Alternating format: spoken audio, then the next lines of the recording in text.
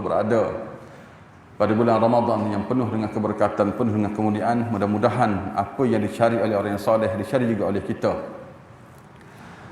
Baik, sebelum kita sambung pengajian kita dalam kitab Besar Ikhlas, suka kita renung sejenak bacaan imam kita tadi. Kita pergi kepada rakaat yang kedua, dibaca surah At-Tin sampai 2-3 ayat sahaja. Laqad khalaqnal insana fi ahsani taqwim. Sesungguhnya kami telah menciptakan manusia dalam bentuk yang sebaik-baiknya.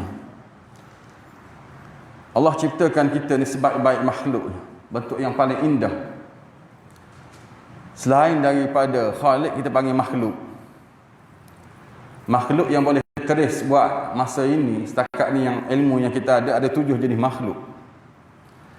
Di antara 7 jenis makhluk tu sama ada dia malaikat, jin, syaitan, manusia, binatang, tumbuh-tumbuhan dan juga benda-benda yang tidak bernyawa. Setakat yang kita mampu teris. Dari segi ilmu Allah kita tidak tahu, boleh jadi ada makhluk yang lain yang tidak diceritakan kepada kita. Baik, setakat yang kita tahu makhluk-makhluk yang ada ini, manusia lah yang paling hebat sekali, yang paling istimewa sekali ni. Dari segi apa sahaja. Baik, jangan kita perasan ataupun kita termakan oleh kerana kita ni hebat sangat. Allah sebut selepas itu pula, summa radadnahu asfala safilin. Kemudian jika ia panjang umur sehingga tua atau menyalahgunakan kelengkapan itu, kami kembalikan dia ke serendah-rendah peringkat orang-orang yang rendah. Jadi kejadian yang hebat yang diciptakan kepada kita ni bukan sahaja begitu, ada tugasnya. Kalau tidak, tak seumpama kejadian kita akan jadi yang paling rendah, yang paling hina, lebih hina daripada binatang. Kalau kita tak buat sesuatu, kalau kita hanyut begitu, mana kita akan lebih rendah daripada binatang pun. Na'udzubillah. Illal ladzina amanu wa 'amilus solihat falahum ajrun ghairu mamnun. Kita nak jadi orang macam mana? Yang tidak berada peringkat bawah tadi. Kecuali, Allah kata, kecuali orang-orang yang beriman dan beramal soleh, maka mereka beroleh pahala yang tidak putus-putus. Itulah yang kita nak jadi. Itulah yang kita usahakan juga pada musim seumpama ini. Kita nak jadi orang yang soleh dan orang beriman dan beramal soleh. Nak jadi orang baik-baik, orang bertakwa. Dan Ramadan lah waktu untuk kita pulung sungguh-sungguh. Waktu-waktu yang lain sukar, payah. Dan kita tahu itu, bulan Ramadan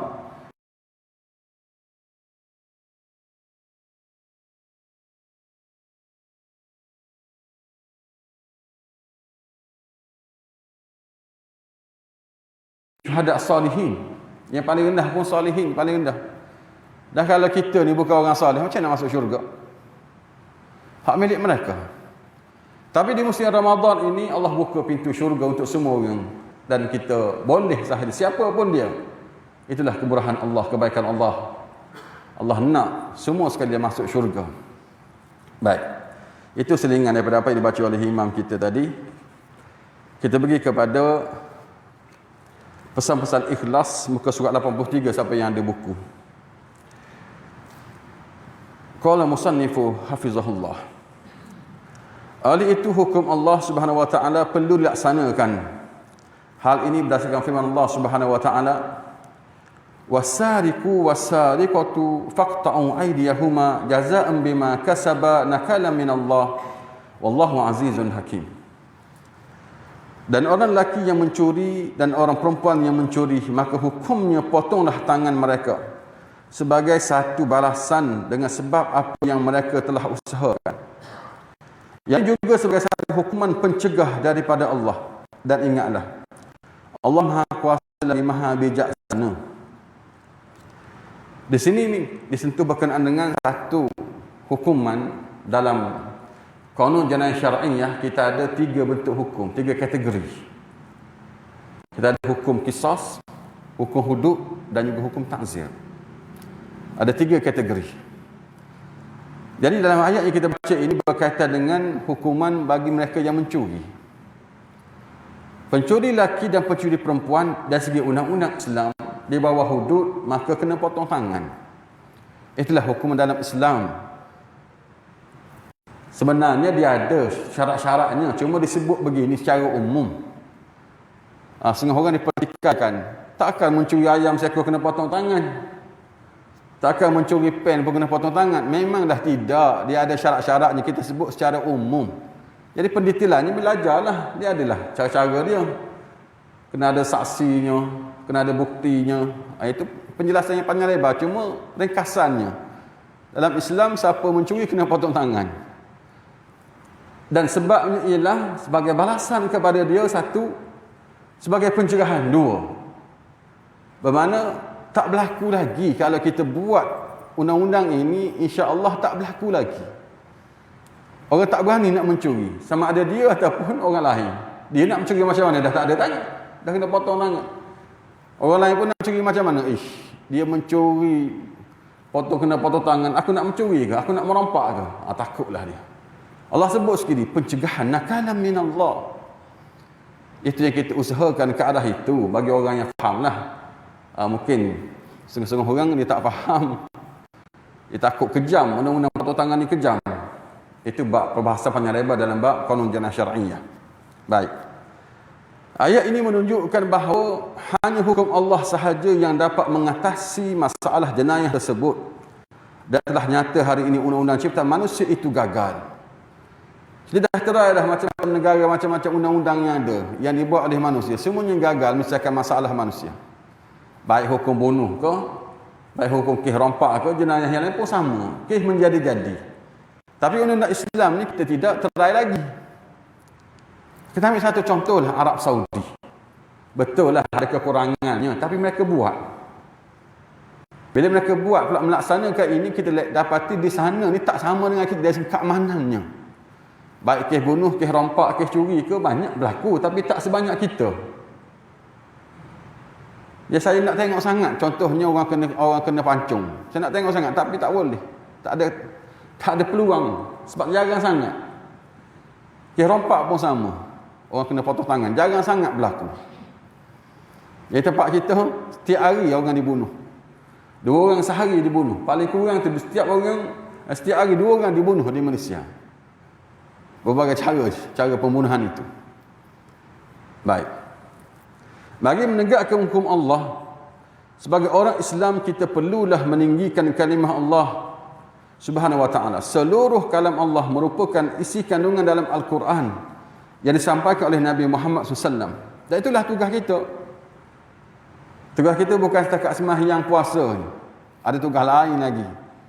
Kita kena tinggikan hukum Allah itu, syariat Allah mesti di atas bukan di bawah. Itu sepatutnya. Tapi apa yang berlaku? Kelemahan kita semua. Jadi mereka ni, yang lain berada di atas daripada syariat Allah. Dia sepatut Allah yang akbar, bukan selain daripada Allah yang akbarnya. Yang kena balik kita balik, yang kita kena. Masalah apa? Masalah ekonomi ke, masalah sosial ke, semua kita akan kena balik. Punca ni kerana kita tidak ikut apa yang Allah turunkan. Allah ciptakan kita, dia tahu peraturan yang sesuai dengan kita. Jadi gunalah. Macam orang buat kereta lah. Dia tahu peralatan yang sesuai dengan kereta itu. Jadi kita yang tak reti pergi cari sepak yang lain. Rosaklah kereta kita. Perjuangan seluruh umat bagi meninggikan agama Islam merupakan satu jihad jalan Allah Subhanahu Wa Taala. Namun begitu, perjuangan kerana ingin menunjukkan keberanian semata-mata, dia hanya itu tidak diterima oleh Allah Subhanahu Wa Taala. Baik, perlu keikhlasan. Itu kita belajar pesan-pesan ikhlas. Dalam bab walaupun ni benda yang perkara yang tinggi, menegakkan syariat Allah ni tinggi. Tapi siapa yang niat yang tidak betul, niat kerana benda, niat kerana nak nama, niat kerana nak tunjuk keberanian, maka tidak diterima oleh Allah Subhanahu Wa Taala. Perjuangan suci, perjuangan betul, tapi sudah tentu ada mereka yang niatnya tidak betul.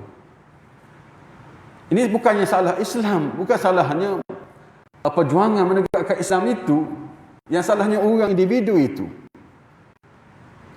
Mereka akan wujud di mana sahaja. Akan tapi sifat keberanian boleh dipamerkan sebagai suatu semangat kepada orang lain untuk memenangkan Islam. Sebagai contoh ketika perang Badar, Nabi Muhammad SAW telah bersabda kepada para sahabat, "Walladhi nafsu Muhammadin biyadihi la yuqatiluhum al-yawma rajulun fayuqtal sabiran muhtasiban muqbilan ghairu mudabbirin illa adkhalahu Allahul jannah. Demi Tuhan yang jiwaku dalam genggamannya, sesiapa yang memerangi mereka, yakni tentera orang musyrik pada hari ini, kemudian dia terbunuh dalam keadaan penuh kesabaran dan mengharapkan balasan pahala, terus mara dan tidak melarikan diri dari medan pertempuran, pasti Allah Subhanahu wa taala akan memasukkannya ke dalam syurga. Jadi keberanian yang ditunjukkan itu untuk berdepan dengan musuh. Keberanian kerana Allah, bukan kerana nak tunjuk pada orang, untuk menegakkan kalimah Allah. Barulah diterima oleh Allah Subhanahu wa taala. Bukan berani saja-saja kena tunjuk kepada kita ni berani, hebatnya kita. Maka rugilah kita. Hanya penat sahaja, tak akan dapat pahala si Allah Subhanahu wa taala. Sewaktu ingin menghadapi peperangan itu, seorang sahabat iaitu Umair bin Al-Hammam, sebahagian riwayat menyebutkan sahabat lain yang sedang makan buah kurma mendengar sabda Nabi sallallahu alaihi wasallam, "Kumu ilal jannah arduhas samawati wal ard." Majulah kalian menuju ke syurga yang luasnya seluas langit dan bumi. Maka bangkit Umar radhiyallahu anhu bertanyakan, "Ya Rasulullah, jannatun arduhas samawati wal ard." Wahai Rasulullah, syurga yang luasnya seluas langit dan bumi. Qala na'am, Nabi kata ya. Qala bakhin. Jawab Umar radhiyallahu anhu, wah. Faqala Rasulullah sallallahu alaihi wasallam, ma yahmiluka ala qawlika bakhin. Tanya Rasulullah sallallahu alaihi wasallam, mengapa kamu mengatakan sedemikian? Qala la wallahi ya Rasulullah illa raja'atan an akuna min ahliha. Jawab Umar, tidak demi Allah wahai Rasulullah, aku mengharapkan semoga diriku tergolong daripada kalangan yang menjadi penghuninya. Qala fa innaka min ahliha. Jawab Rasulullah SAW, ya, sesungguhnya kamu termasuk daripada kalangan penghuninya. Kemudian dia mengeluarkan kurma dari dalam sakunya dan memakan sebahagiannya. Setelah itu beliau berkata, lain ana hayitu hatta akula tamarati hazihi innaha lahayatun tawilah. Sesungguhnya kehidupan yang lama bagiku seandainya aku menghabiskan kurmaku ini. Kemudian beliau terus melepaskan buah kurma yang masih berbaki di tangannya. Selepas itu beliau terus ke medan perang untuk bertempur dengan pihak musuh. Lalu ditakdirkan beliau gugur sebagai syuhada kerana keberaniannya untuk mempertahankan Islam dan memberikan dorongan semangat kepada orang lain. Itulah satu kisah mereka yang bertahankan ataupun ingin berjuang untuk menegakkan Islam. Satu ketika dia berlaku pada sahabat Nabi, bila dengar tawaran itu, mereka terus bersemangat mereka. Kita ni ditawarkan juga banyak tawaran-tawaran, sama ada dalam bentuk pahala yang besar ke, sama ada bentuk tawaran duniawinya. Jadi kitanya kalau tawaran ni biar akhirat dulu. Yang keduniaan itu nombor 2, itu dipanggil tabaan, bukan qasdan. Perlu kita ingat, setiap apa yang kita buat dia ada yang qasdan, yang paling utamanya, itu yang utamanya niat kerana Allah untuk akhirat. Di waktu yang sama kita ada ganjaran-ganjaran duniawi, itu tabaan, jadikan dia berikutnya furu', cabangannya. Jangan terbalik. Jadi kita dapat dua-dua. Itulah hebat indah dalam Islam. Duniawi kita boleh, ukhrawi kita boleh. Tapi dengan syarat, siapa nak ukhrawi dapat duniawi sekali. Siapa nak duniawi, siapa nak dapat dunia, tak dapat akhirat. Sebab tu doa kita, antara doa yang diajar, Allahumma jalham min akhirah. Ya Allah, ya Tuhanku, jadikanlah hasratku, keinginanku dalam apa jua perkara akhirat. Dengan doa begitu Allah bagi dunia. Allah bagi dunia kepada kita. Kita doa akhirat, tapi Allah bagi dunia kepada kita. Ketika seorang syekh sedang menceritakan perkara ini, dia tidak tahu praktikalnya macam mana. Dia bagi tahu begitu je. Tapi praktikalnya macam mana, apa yang perlu kita buat? Kita nak baca kat mana? Sehingga seorang perempuan telefon dia. Ni orang Arab, berlagu pada syekh Arab lah. Seorang perempuan telefon ni, wahai Syekh, apa yang Syekh sebut tu betul sungguh. Tapi Syekh tak bagi tahu praktikalnya macam mana. Kita nak buat macam mana cara dia. Hanya Syekh kata kita minta doa untuk akhirat, Allah bagi dunia. Jadi caranya macam mana? Jadi saya telah buat sebenarnya. Dulu saya ni susah hidupnya. Jadi sebelum tidur saya duk baca Allahumma ja'al hamil akhirah. Dia baca dia 3 kali dia baca. Allahumma ja'al hamil akhirah. Allahumma ja'al hamil akhirah. Ya Allah ya Tuhanku, jadikanlah keinginanku, hasratku akhirat. Itu yang aku baca. Lalu Allah bagi dunia kepadaku sekali. Walaupun niat untuk akhirat, tapi Allah bagi dunia kepadaku.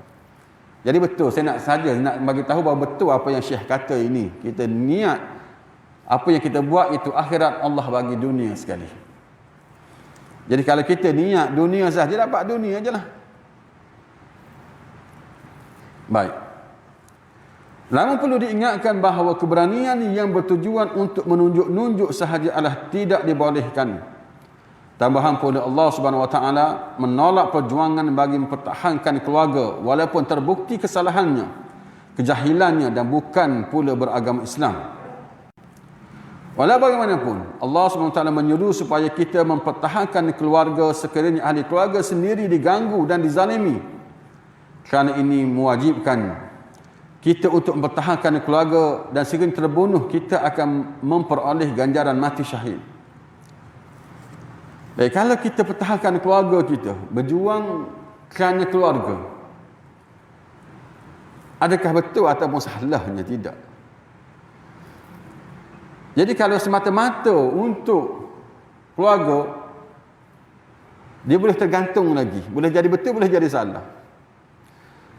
Kalau keluarga kita atau orang kenal, orang yang kita, kroni kita, sahabat kita, berada pada jalan yang tak betul, kita pertahankan juga, maka salahlah dia. Itu yang salahnya. Itu jadi asabiyah. Kita tolong saudara kita di atas dasar kebatilan. Tapi kalau semata-mata bertahankan dalam perkara kebenaran, perkara yang hak, itu betul. Siapa nak pertahankan keluarga kita kalau bukan kita? Siapa lagi? Jadi itu memang betul. Dan dapat ganjarannya. Kita mempertahankan keluarga kita dalam perkara yang benar. Bukan asabiyah itu. Asabiyah ni kita tolong saudara kita atas dasar kebatilan, atas dasar kebenaran. Itu memang betul, itu sepatutnya. Kita gotong royong bersama dengan masyarakat kita, dengan bangsa kita, dengan negeri kita, dengan orang taman kita, jiran tangga kita. Itu memang sepatutnya begitu. Siapa nak tolong kalau bukan jiran-jiran kita, bukan ahli keluarga kita, bukan asabiyah begitu. Yang asabiyah kita tolong atas dasar kebatilan, itulah asabiyah. Sekiranya kita mempertahankan bangsa dan keluarga sendiri yang telah terbukti kesalahan mereka, maka hal ini bertentangan dengan seruan Allah Subhanahu Wa Taala. Perkara ini disebut sebagai nasionalisme yang bermaksud fahaman kebangsaan yang dijadikan sebagai pegangan akidah kerana ditolak oleh agama Islam, malah bercanggah dengan ajarannya. Berdasarkan pemikiran ataupun ideologi yang kita pegang, kita pertahankan itu. Baik ideologi apa pun selain daripada yang kita sepatutnya berada ini dalam Islam ini, segala ideologi lain itu yang menyeleweng, maka kita berjuangkan mereka itu bercanggah dengan Islam. Dan sudah tentu di zaman kita berbagai jenis pemikiran, berbagai jenis ideologi yang ada. Jadi berhati-hatilah agar kita tidak terjerumus ke dalam langkah ataupun jurang-jurang penyimpangan yang jauh daripada agama kita. Adapun begitu, menyayangi bangsa sendiri tidaklah menjadi kesalahan kerana para nabi juga menyayangi bangsanya. Hal ini sebagaimana yang termaktub dalam firman Allah Subhanahu Wa Taala, ya qaumi ibudullah, wahai kaumku sembahlah kalian akan Allah Subhanahu Wa Taala. Ya qaumi, tengok Allah sebut begitu, wahai kaumku sembahlah kamu akan Allah, sebut. Itu bukan asabiyah. Mana bukanlah bermakna satu kesalahan. Kita menyayangi ahli keluarga kita sendiri, kaum kita sendiri. Dapat kita perhatikan ayat ini, ayat di atas merupakan seruan para nabi kepada kaumnya agar mengabdikan diri kepada Allah Subhanahu Wa Taala. Para nabi menyayangi dan menyelamatkan kaumnya dengan agama Islam. Kita panggil kaum kita, sahabat handai kita, ahli keluarga kita untuk apa? Untuk Islam. Bukan kan atas dasar perkauman, ataupun atas dasar nasionalisme, sekularisme dan macam-macam isma-isma yang ada, kita ajak mereka ke arah Islam. Namun begitu, sekiranya meletakkan bangsa lebih tinggi taraf berbanding dengan Islam, dengan membelangkangkan Islam, perkara inilah yang dikenali sebagai perjuangan kebangsaan, nasionalisme, dan ditolak oleh Allah Subhanahu Wa Taala. Ini kita sebutkan tadi. Islam mesti di atas, Allah mesti di atas. Bukannya kebangsaan ataupun apa jua isma-isma yang ada mesti berada di bawah. Perlu diingatkan bahawa hanya Islam yang akan dapat menyelamatkan diri, keluarga dan bangsa kita. Untuk itu agama Islam perlu ditegakkan setinggi-tingginya dan jangan mengangkat perjuangan bangsa melebihi perjuangan Islam. Sebab tu kita semua sama sahaja asalkan kita di Islam. Tak ada bangsa yang lebih tinggi daripada bangsa mana. Kita semua sama sebab kita bersama-sama. Bukan kerana walaupun penting juga bangsa itu. Kita ada bangsa kita, kita ada puak kita, tapi dia menyatukan kita bersatu kerana Islam. Pengajaran hadis ini, amal soleh seseorang akan dihitung berdasarkan niat yang baik dan murni semata-mata kerana mengharapkan redha Allah Subhanahu Wa Taala. Jadi penting sangat niat. Kita kena betulkan niat. Sebab tu bila masuk Ramadan, bila nak pergi Mekah, nak pergi Madinah, awal-awal kita betulkan niat kita. Apa yang kita nak sebenarnya Ramadan kali ini? Apa yang kita mahukan? Kena betulkan niat. Kita datang ke Mekah nak buat apa? Datang Ramadan nak buat apa kita? Kita nak apa sebenarnya? Jangan niat kita tu salah. Niat macam orang awam niat je. Tak apa dah malam puasa, kita puasalah. Setakat tu je. Bukan kita nak fokus atau tidak, bukan kita nak kosak betul-betul, tidak. Untuk kita beramal ibadah. Jadi niat kita, bila niat kita betul nanti, kita kosak begitu, walaupun kita tak buat, kita akan dapat pahala. Itu dah belajar dah dulu. Kita dah belajar dah. Walaupun kita tak buat pun, tapi niat ada, kita akan dapat pahala. Dah dapat pahala dah gitu. Dan bila kita buat sungguh, dan kita buat dan kita tak boleh buat, dapat pahala juga kita. Itu penting. Bila kita dah bulatkan niat dan kita dah beramal. Tengok langkah step-step yang berikutnya. Contohnya kita tadarus kan. Kita dah daftar dia, tengok niat kita dah daftar dalam tadarus. Dah daftar dah. Dan kita dah bahagi dah kumpulan. Tiba-tiba tak boleh pula kita. Kena outstation pula. Dapat pahala free-free, dapat pahala. Kita dapat pahala dulu. Jika kita berada juga tak kurang pun pahala kita. Tapi kalau kita tak daftar, tak dapat pahala, kita tak pergi. Daftar memang kita nak pergi, tapi dah tak boleh. Nak kata apa? Kena outstation ataupun ada masalah, ataupun sakit. Tak boleh datang. Sebab tu kena niat, kena ada dulu. Niat. Kena ada, fokus nak buat, tapi kalau tak boleh buat, apa boleh buat. Allah tetap akan beri kepada kita pahala ni. Contoh, kalau masih kita dah belajar di satu contoh, seorang sahabat, dia nak bersedekah. Duit lah. Tapi dia melalui wakilnya. Wakilnya itu bila pergi masjid, dia sedekahkan, dapat kepada anak dia sendiri. Anak dia balik rumah dia, cerita pada ayah, dapat duit ada orang bagi. Dia kata, ni duit ayah ni. Mari balik. Dia nak balik duit ayah. Mana boleh kan saya dapat? Iyalah duit kau dapat, tapi duit ayah. Anak tak nak bagi. Sebab duit dia. Akhirnya mereka pergi jumpa Nabi. So selesaikan masalah ini. Nabi kata apa? Wahai ayah, kamu dapat pahala apa yang kau niatkan, dan anak kau dapat duit apa yang kau dapat. Dua-dua. Ayah dapat pahala, dapat duit. Tengok tu. Kerana niat berpasangan. Walaupun tidak berlaku apa yang dia nak. Itu penting kita betulkan niat. Tujuan jihad di jalan Allah yang sebenar adalah untuk meninggikan kalimahnya, iaitu menegakkan segala hukum yang diperintahkan oleh Allah Subhanahu Wa Taala dan Rasulnya. Itulah urusan jihad kita atas bumi ini. Sepatut pada tempat yang tinggi, tujuannya untuk menegakkan kalimah Allah. Yang selain berada di bawah kalimah ini yang sepatutnya, tapi apa boleh buat, kita ni lemah sangat-sangat. Sehingga Islam berada di bawah. Boleh buat apa sahaja oleh manusia.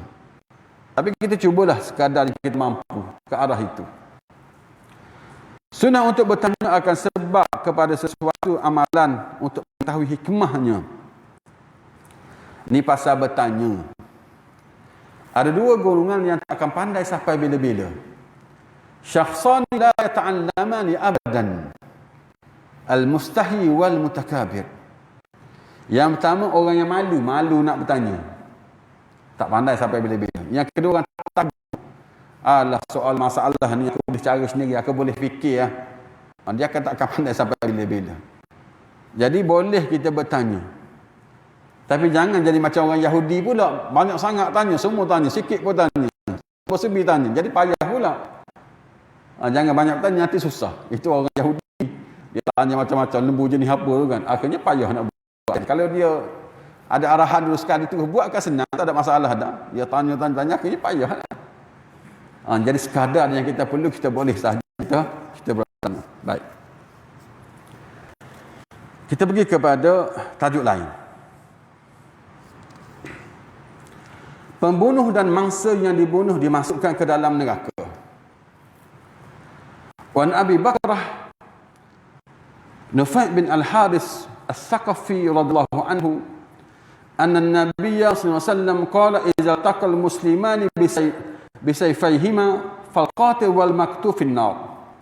Qultu ya Rasulullah hadha al-qatil fama balu al-maqtul? Qala innahu kana harisan ala qatli sahibihi.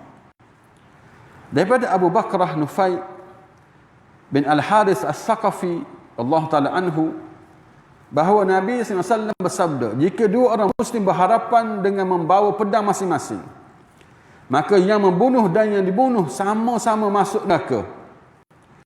Jadi aku yang Nufai bertanya, wahai Rasulullah, inilah balasan yang layak bagi orang yang membunuh. Tapi apa dosa orang yang dibunuh? Maka bagi dia menjawab, sesungguhnya dia juga berhasrat untuk membunuh saudaranya itu. Jadi dalam hadis ini, pembunuh dan yang dibunuh dua-dua masuk neraka, Nabi kata. Ya, ada dua. Ni kita boleh buat teka-teki, ni boleh buat teka-teki. Ini contoh, A bunuh B, A dan B masuk neraka. Ada A bunuh B, dua-dua masuk syurga. Yang ni kita dah jawab kat sini. A bunuh B, dua-dua masuk syurga. Ni A bunuh B, dua masuk neraka. Kita dah tahu sebabnya. Ada satu lagi hadis juga, hadis Nabi juga. Tapi dua-dua tu masuk syurga. Siapa boleh jawab, sila jawab. Nanti ada hadiah nanti. Siapa boleh jawab. Ni teka-teki lah, teka-teki Islamik dia panggil. Teka-teki Islamik. Yang ni masuk neraka, yang tadi masuk syurga. Walaupun dia bunuh orang.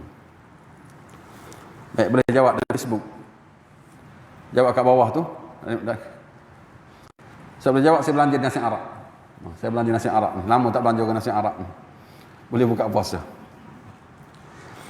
Baik, apabila dua orang Islam bergaduh menggunakan senjata, kemudian salah seorang membunuh saudara yang lain, Nabi mengatakan bahawa kedua-duanya masuk ke dalam neraka.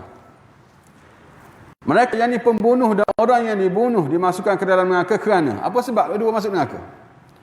Yang pertama, kesalahan membunuh. Yang kedua, niat yang bersungguh-sungguh untuk membunuh. Tengok kosak dia itu. Kesalahan membunuh dan niat membunuh itu menyebabkan mereka berdua masuk neraka. A bunuh B, A bunuh B kerana dia bunuh. Kenapa B masuk neraka juga? B kosak nak bunuh A. Kalau A tak bunuh B, B bunuh A. Sebab tu dua-dua dalam neraka.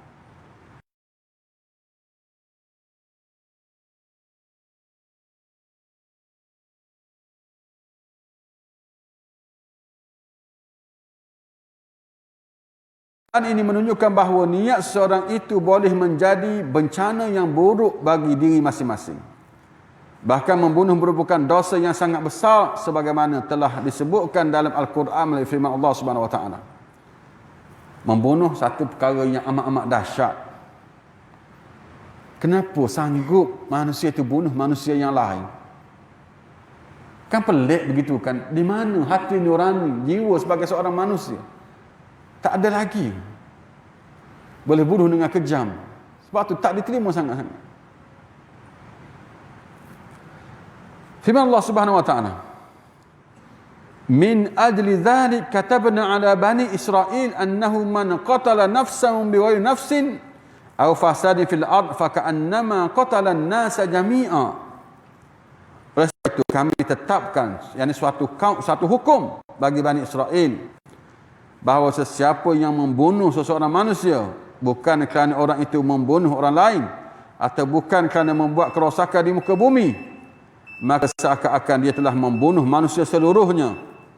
Dan sesiapa yang melihara kehidupan seorang manusia, maka seolah-olah ia telah melihara kehidupan manusia semuanya. Tengok dalam kisah bunuh, Allah nyatakan siapa yang bunuh orang, bunuh satu nyawa je, seolah dia bunuh semua manusia. Siapa yang menghidupkan semua manusia. Allah kaitkan dengan orang lain juga. Kenapa begitu? Bukan menyusahkan seorang je, menyusahkan ramai orang lain lagi dengan membunuh orang itu. Ayat kata menunjukkan betapa besarnya dosa membunuh. Maka besar juga pahala bagi mereka yang menyelamatkan seorang daripada dibunuh. Dalam hadis yang lain, seseorang itu ada potensi dia untuk berubah jadi baik, untuk jadi elok. Malaikat orang itu membunuh orang. Bila bunuh orang payah, sangat payah dah.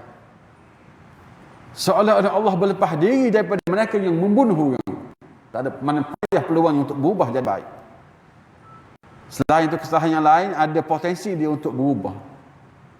Tapi namun demikian, hidayah itu hak Allah Subhanahu Wa Taala, dia boleh beri kepada sesiapa saja yang dia mahu. Jika seorang membunuh seorang yang lain, perbuatan tersebut diibaratkan membunuh segala zuriat yang bakal lahir daripada insan tersebut. Dengan sebab itu hukuman bagi jenayah membunuh adalah sangat berat. Jadi bila A bunuh B, dia bukan menyusahkan B je mati. Dia akan menyusahkan semua orang lain yang terikat dengan B. Jadi anak-anak cucu yang sepatut lahir daripada B dah tak jadi. Susah dah. Kemudian yang hidup sekeliling dia, kalau dia seorang ayah, anak-anak dia macam mana, siapa nak menyara hidup keluarganya? Kalau pekerjaannya, jadi semua melibatkan orang lain. Atas dasar itu hukuman bunuh ni, siapa yang bunuh orang adalah berat. Apakah hukumannya? Hukuman qisas. Ini kategori pertama tadi, qisas. Qisas, siapa yang bunuh orang dibalas bunuh. Hukuman qisas, hukuman yang paling adil sekali di dunia. Kenapa hukuman yang paling adil? Sebab hukuman yang sama dengan apa yang dibuat oleh penjenayah. Siapa bunuh orang, dia akan dibunuh. Siapa melukakan, dia akan dilukakan. Siapa yang matahkan, akan dipatahkan. Siapa yang membutakan mata orang, mata dia akan dibutakan. Kan adil? Siapa yang membutakan ibu jari dia akan dipatahkan. Kecuali pada bahagian yang tak boleh diukur, itu tak apa. Akan ditukar kepada pampasan. Contohnya A tikam kepala B, tak mati. Dia tikam kepala, boleh tikam kepala A? Tak boleh. Sebab tak nak ukur. Nanti tikam kepala A, mati A macam mana? Itu tak boleh. Dia ada. Itu pendetilannya. Secara umumnya, kisah hukuman yang paling adil sekali sebab sama. Mati dibalas mati. Barak tak setuju. Barak kata A bunuh B, kalau kita bunuh A rugi. Dia kata rugi. Rugi apa? Rugi dua nyawa. Jangan bunuh A.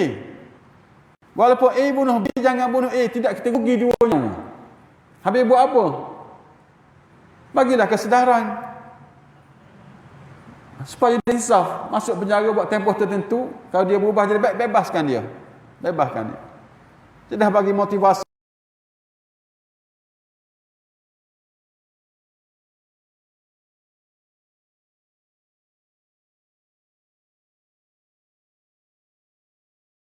Habis bagi motivasi, bagi peringatan. Kamu dah bunuh dua orang, tolonglah jangan bunuh orang lain lagi.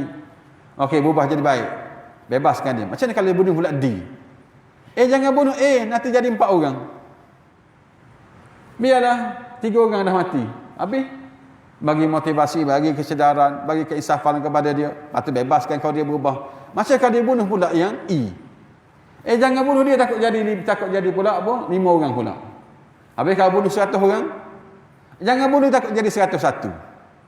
Habis orang lain pula, macam mana orang lain? Dia bunuh 100 orang, tak kena bunuh pun. Boleh aku bunuh orang? Tengok. Ramai orang berani bunuh orang sebab hukuman kisah tidak ada. Dalam Quran Allah kata apa? Walakum fil qisasin hayatun ya ulil albab. bagi kamu dalam undang-undang kisah itu kehidupan. Allah kata kehidupan bagi orang yang berakal. Allah kata hidup. Barak kata mati. Macam mana hidup? Bila A bunuh B, keluarga B tak maafkan A, maka A mati. Dia boleh tak mati? Boleh. Dengan syarat keluarga B maafkan A. Selamatlah dia. Tak ada kaitan dengan hakim, tak ada kaitan dengan siapa. Ahli keluarga je. Ahli keluarga maafkan dia, selamat dia, tak mati. Baik, sekarang kita katakan B, keluarga B tak maafkan A, maka A mati. Bila A mati, kita rugi 2 nyawa saja. Hanya rugi 2 nyawa. A tak boleh bunuh orang lain sebab dia dah mati. Satu. Kemudian orang lain tak berani nak bunuh orang sebab dia tengok A bunuh seorang pun kena mati. Ya, aku berani nak bunuh orang, tak berani aku. Sebab tu Allah kata dalam kehidupan, dalam undang-undang kisah itu kehidupan, Allah kata bagi orang-orang yang berakal. Baik. Oleh sebab itu kesalahan jenayah membunuh termasuk dalam hukum kisah kerana ia merupakan hak bagi manusia. Allah SWT menganugerahi manusia perasaan untuk memberikan kemaafan kepada waris yang mati, itu keluarganya atau wali. Tak ada siapa yang berhak maafkan melainkan keluarganya. Siapa pun dia ada hak untuk memaafkannya. Namun demikian ada yang sanggup memaafkan. Itu bergantung kepada ahli waris, walaupun payah. Banyak kali dah kita dengar kan, nak jalankan kisah pada hari nak dilaksanakan hukuman itu, tiba-tiba datang ahli keluarga maafkan. Oh, selamat dia. Tak apalah, dia dapat pahala yang besar dari Allah Subhanahu Wa Taala, tapi siapa mampu nak maafkan? Saya pernah ada kawan lah, ni kalau ingat satu ketika dulu adik dia ni, adik pelajar UKM, adik dia perempuan dibunuh, dekir ke begitulah, dia lari kan, lepas tu dibunuh, dia mati. Dia marah, dia kata aku nak pancung sendiri kepala dia kata, sampai tahap tu marah sangat, bunuh dia tak tentu pasal. Aku sendiri nak pancung kepala dia, rasa macam geram sangat, tapi tak jumpa, sampai sekarang saya tak jumpa, tak tahu siapa, tapi akhirat tetap akan kena dia. Setelah ahli waris telah memaafkan pembunuh, maka hukuman kisah tersebut ditukarkan kepada diyat, bayaran denda. Jika ingin memaafkan pembunuh tanpa perlu bagi pembunuh itu membayar diyat juga, adalah dibolehkan. Ini pendetailan sikit dalam bab kisah. Sekiranya dimaafkan, dia boleh berubah pada bayar diyat. Bayar diyat nilai dia 100 ekor unta. Yang mughallazah, diyat yang mughallazah, 100 ekor unta. Bergantung nak nilai unta tu berapa sekor. Mana kalau 1000 sekor, 100,000, takkan unta 1000 sekor. Lembu kita pun berapa ribu dah kan. Kalau dah berapa satu bahagian 800, 8 kali 7 tengok 5,000 lebih. Kalau unta takkan 700 satu bahagian unta, mungkin satu bahagian tu 1,000, 7,000, 10,000 begitulah unta. Bayangkan harga nilai diri kita ni, diyat diri kita ni bernilai 100 ekor unta.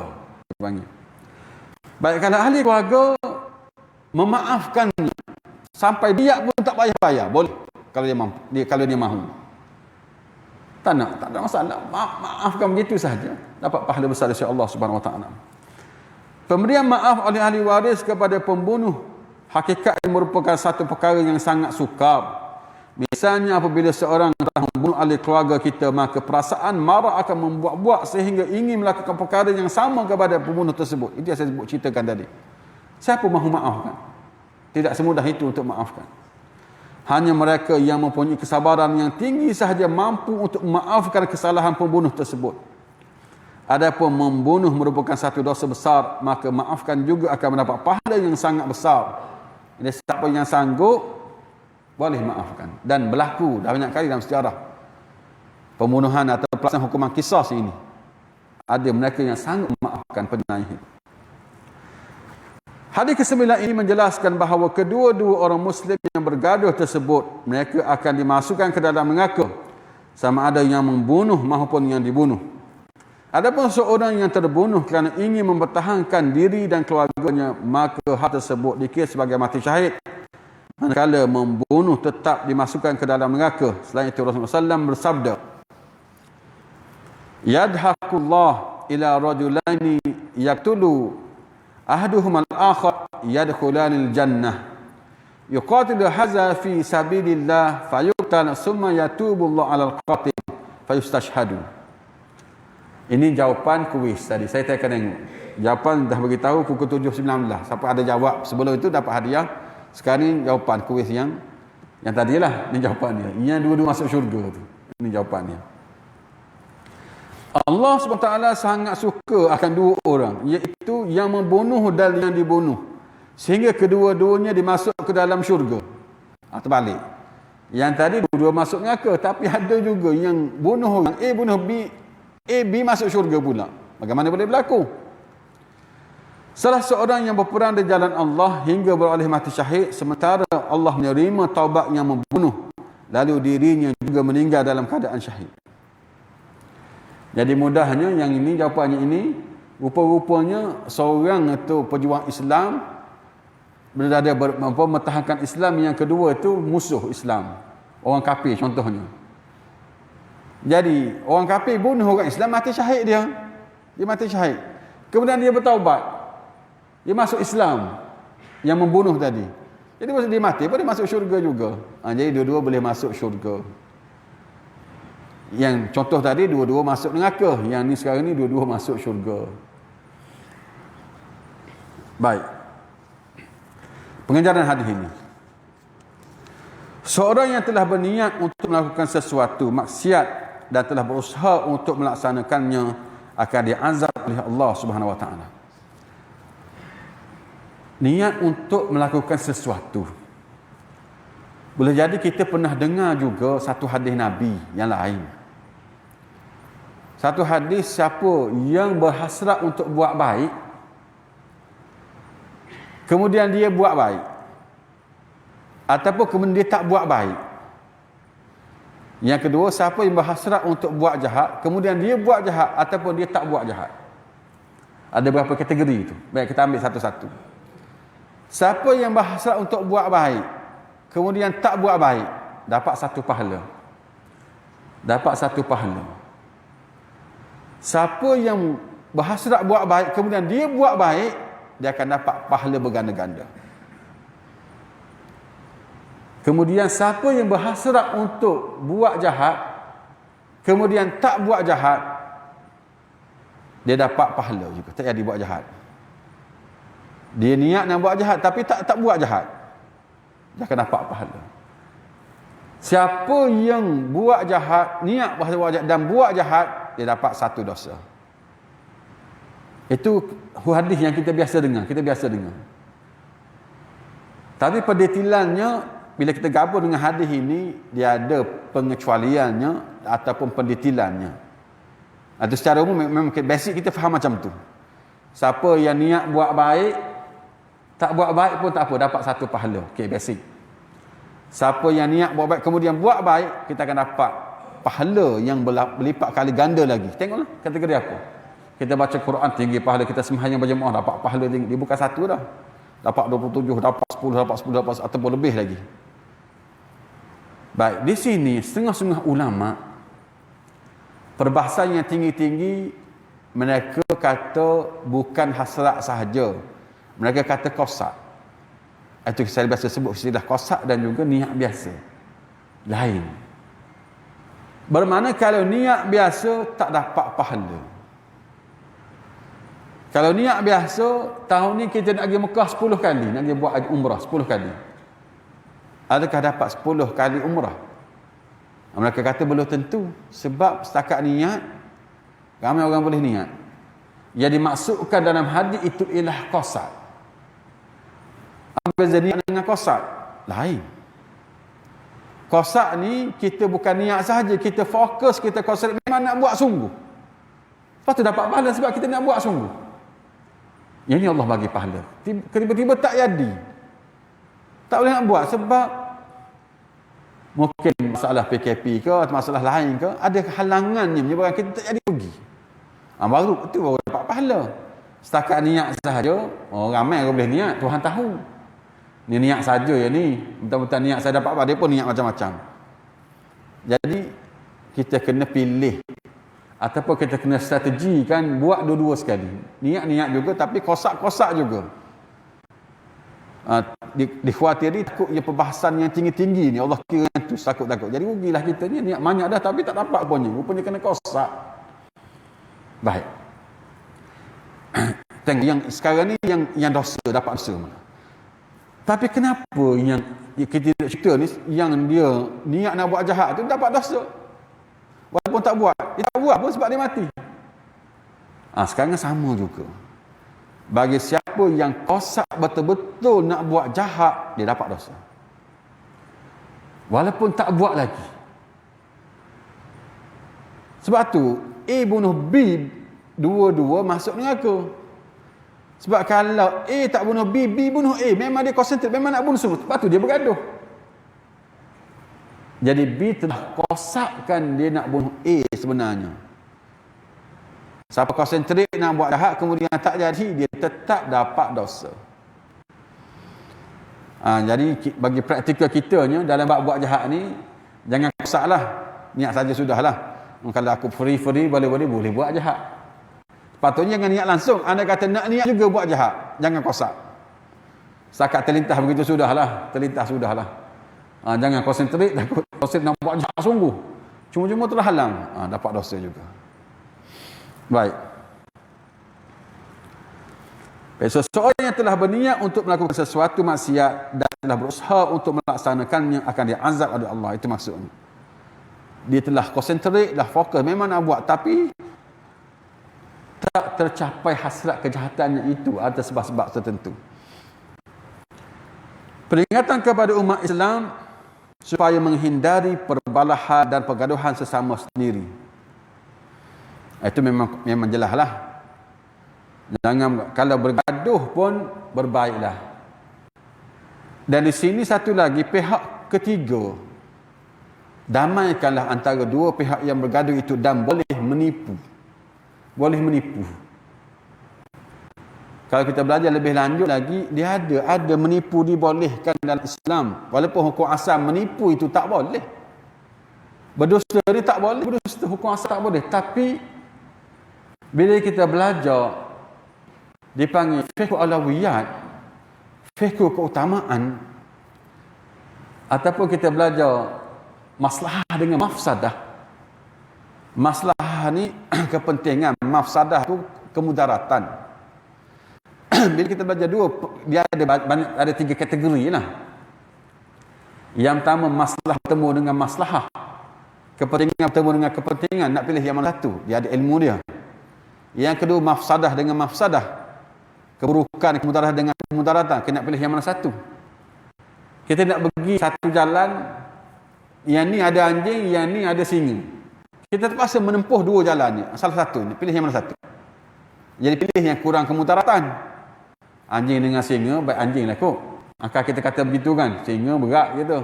Nak perang dengan singa, dengan anjing okey sikit. Itu contohnya. Kategori yang ketiga, mafsadah bertemu dengan maslah. Nak pilih yang mana satu. Ni sekarang dalam bab COVID ni pun diguna pakai ni. Alim ulama buat kategori ini ni. Kita nak bebaskan, kita nak sembahyang rapat, tak rapat, semua dipertimbangkan melalui kaedah ini. Analisis ekonomi, nak jaga ekonomi, nak jaga kesihatan, semua perlu diambil kira. Bukan pakai main-main suka-suka begitu, tidak.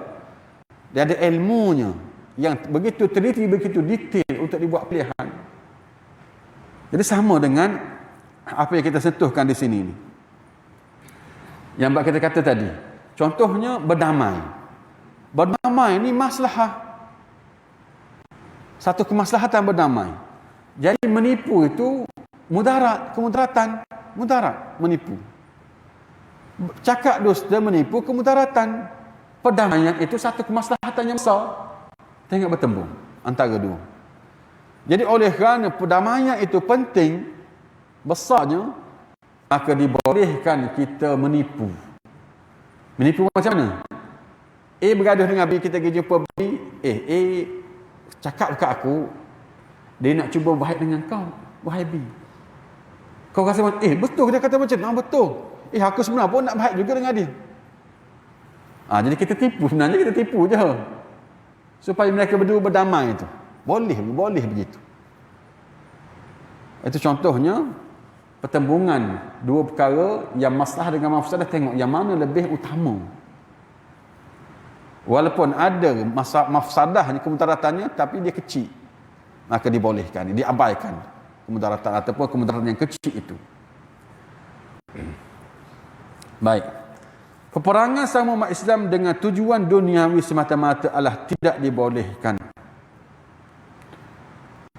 Apa jua perkara? Kalau kita niat duniawi kerana dunia, maka dapat dunia lah. Apatagi benda yang besar dalam menegakkan Islam.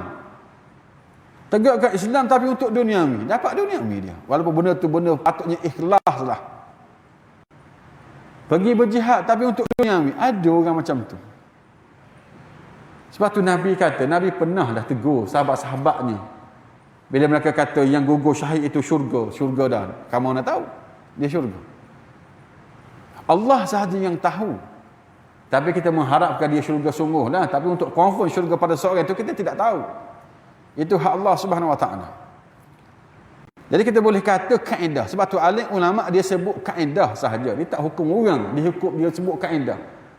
Siapa yang berjuang kerana Allah dan Rasulnya, maka dia syurga. Maka dapat pahala dia. Tapi siapa berjuang kerana duniawi, maka dia tak dapat apa-apa. Dia dapat dunia, itulah kalau dapat. Kalau tidak, tak dapat apa-apa dia.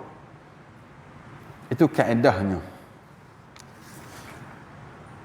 Jadi rasa cukuplah sekadar itu yang dapat kita kongsi bersama berhubung dengan niat tadi.